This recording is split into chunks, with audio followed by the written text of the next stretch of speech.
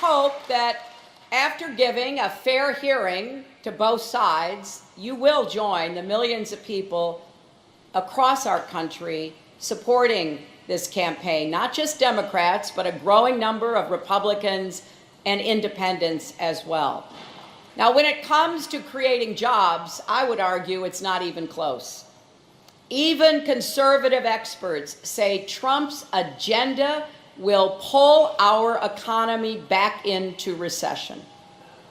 And according to an independent analysis by a former economic advisor to Senator John McCain, if you add up all of Trump's ideas, from cutting taxes for the wealthy and corporations, to starting a trade war with China, to deporting millions of hardworking immigrants, the result would be a loss of 3.4 million jobs.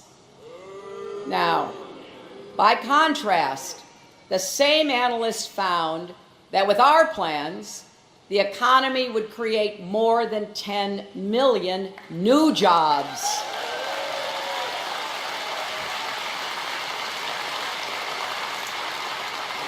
So let me tell you how we would do that.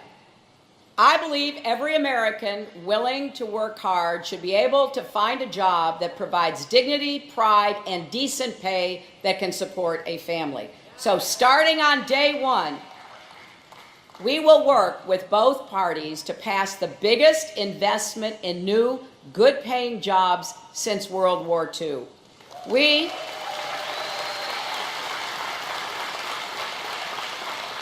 will put Americans to work, building and modernizing our roads, our bridges, our tunnels, our railways, our ports, our airports. We are way overdue for this, my friends. We are living off the investments that were made by our parents and grandparents' generations. We will also help cities like Detroit and Flint connect underserved neighborhoods to opportunity expanding affordable housing, and we will repair schools and failing water systems as well.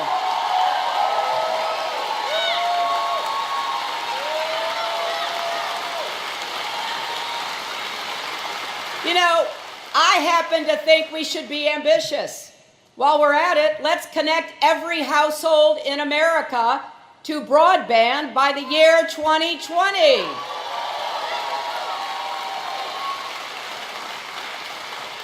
It's astonishing to me how many places in America, not way far away from cities, but in cities and near cities, that don't have access to broadband.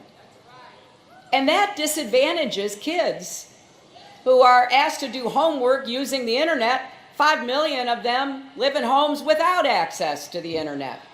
So you talk about an achievement gap, it starts right there. And let's build a cleaner, more resilient power grid with enough renewable energy to power every home in our country as well.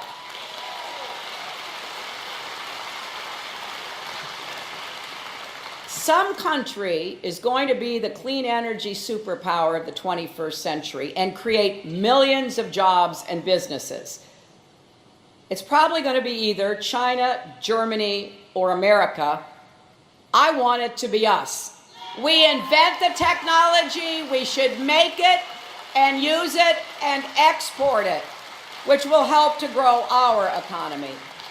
And here's something that you don't always hear enough of from Democrats.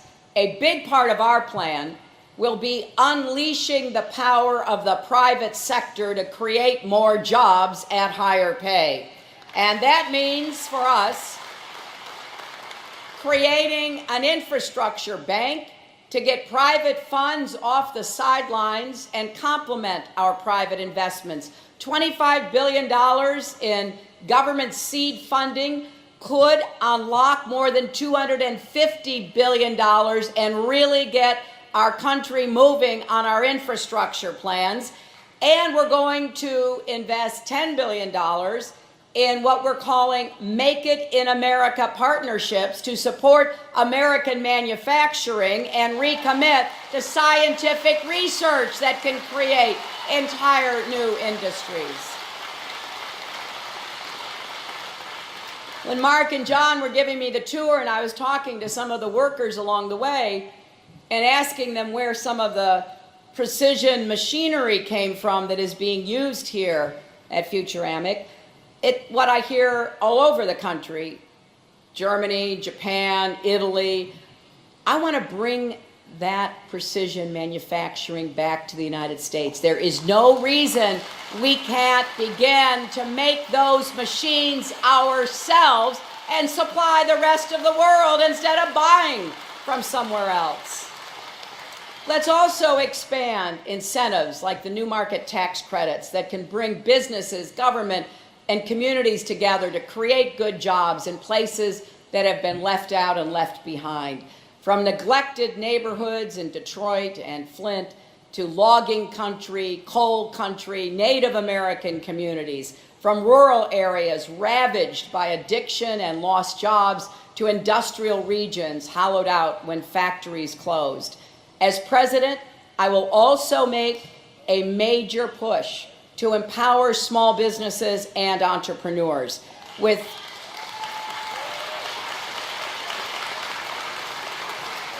new national initiatives to cut red tape at every level and expand access to credit, especially through community banks and credit unions. I will propose a new plan to dramatically simplify tax filing for small businesses.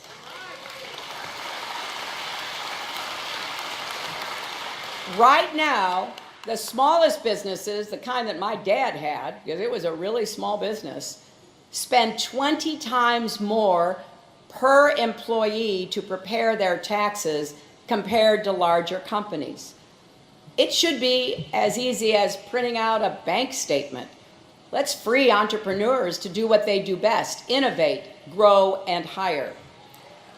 As Mark said, this company started because of a drive down a road and thinking about it, talking about it, then seeing one of the old Oldsmobile Futuramics and deciding, hey, not only do I have an idea, I've got a name.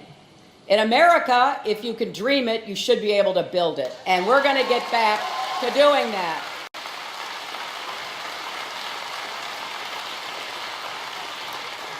Now, Donald Trump has a different view. He's made a career out of stiffing small businesses from Atlantic City to Las Vegas.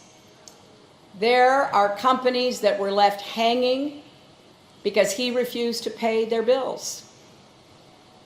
A lot of those companies scraped together what they could to pay their employees, and many of them put their businesses at risk, and some of them ended up taking bankruptcy. It wasn't because Trump couldn't pay them, it was because he wouldn't pay them. And that's why I take it personally. My dad ran a printing plant. He had two really long tables. He printed fabric for draperies. He would lay out the fabric, and then he would take a silk screen and he would go down the table. He'd put the silk screen down, he'd pour the paint in, he'd take the squeegee, he'd go across the screen, he'd lift it up, he'd go down, all the way to the end, then he'd start on the other table. He worked hard. And then when he finished, he would load all that fabric up, put it in his car, and take it to the business that had ordered it. Maybe a restaurant or a hotel or some office. He expected to be paid when he showed up. He did the work. He paid for the supplies and the labor that he often hired to help him on big jobs. He expected to be paid. I can't imagine what would have happened to my father and his business if he had gotten a contract from Trump and showing up and submitting his bill had been told we're not going to pay. And if you don't like it, sue us. My father never could have sued a big organization like that. I just don't understand it. I've met all kinds of workers, painters, plumbers. I've met small businesses that provided pianos, installed glass or marble, all of whom were denied payment. And after going back time and again being told, well, maybe we'll pay you 30 cents on the dollar or 50 cents on the dollar. That's not how we do business in America. So we've got to create more good jobs that are going to help more people.